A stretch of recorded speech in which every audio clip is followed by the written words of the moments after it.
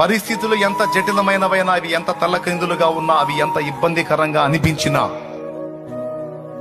అవి నీవి గాని నీ వారివి గాని అవి ఏవైనా కావచ్చు, నీ నోట్లో మాత్రం ఒక్కటే డైలాగ్ ఉండాలి.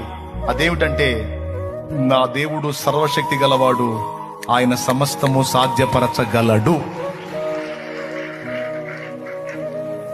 నా కోసం ఏమైనా చేయగలడు. అది గుండె నిండా ఉండాలి విశ్వాసం. నా దేవుడు నా కోసం ఏమైనా చేయగలడు, ఆయనకు సమస్తము సాధ్యం.